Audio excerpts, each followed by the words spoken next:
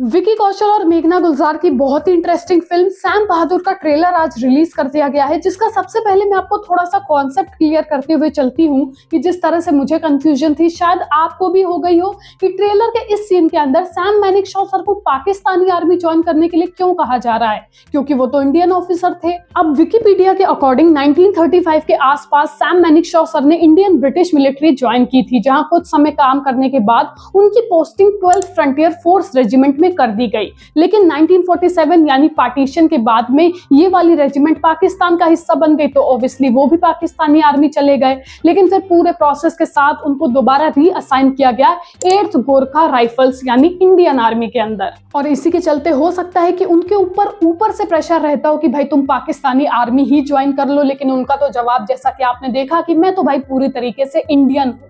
बल्कि इतना ही नहीं, इंडो पाकिस्तान वॉर जो 1971 में हुआ था उसको जिताने और ईस्ट पाकिस्तान को बांग्लादेश बनाने में भी इनका पूरा का पूरा योगदान था। अब ये मैंने थोड़ा सा रिसर्च किया है फिल्म और सैम मानेकशॉ सर की लाइफ से रिलेटेड, तो हो सकता है ये पिक्चर इसी टॉपिक के इर्द गिर्द घूमे, जिसमें सान्या मल्होत्रा सैम मानेकशॉ सर की वाइफ का किरदार निभा रही है, फातिमा सना शेख मिसेस इंदिरा गांधी का, जो मुझे उतनी कन्विंसिंग अभी नहीं लग रही है, हालांकि उनके इतने शॉर्ट्स भी नहीं दिखाए गए हैं, तो पिक्चर का वेट करते हैं। बाकी मैंने सरदार वल्लभ भाई पटेल के कैरेक्टर को भी स्पॉट किया, जवाहरलाल नेहरू के भी कैरेक्टर को स्पॉट किया। इससे ये पता चलता है कि पिक्चर अपने पॉलिटिकल और करेजियस कंटेंट की वजह से आपको बोर तो नहीं होने देगी, क्योंकि या तो फिर आप सैम मानेकशॉ सर की लाइफ उस समय किस तरह का पॉलिटिकल माहौल हुआ करता था, उनकी कॉन्वर्सेशन स्ट्रैटेजी, उसको देखने में इंडल्ज रहोगे, या फिर जो जंग होगी उसमें सोल्जर्स की बहादुरी। इन शॉर्ट ये फिल्म आपको कहीं से भी छूटने नहीं देगी। और मेरे हिसाब से इस तरह की फिल्में एक पॉजिटिव और नेगेटिव पॉइंट दोनों साथ में कैरी करके एक्स्ट्रा चलती हैं कि भाई पिक्चर जो दिखाना चाहती है वैसा सच में था भी या नहीं,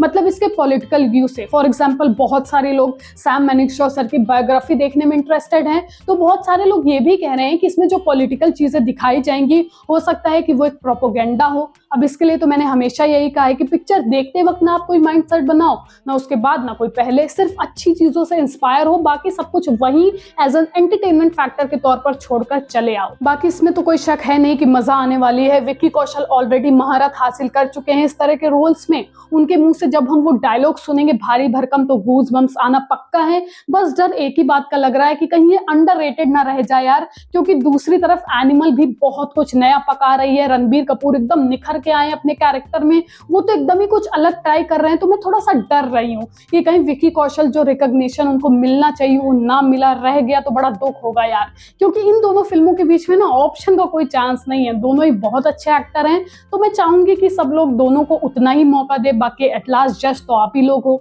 इसीलिए अगर वीडियो अच्छा लगा हो तो लाइक करना, चैनल को सब्सक्राइब करके अपने थॉट्स कमेंट सेक्शन में जरूर बताना कि आपको कैसा लग रहा है ट्रेलर। अभी भी एक तरफ झुके हो या दोनों देखने जाओगे, जो भी हो लिखना जरूर। मिलते हैं नेक्स्ट वीडियो में। Till then be safe, take care, love you all.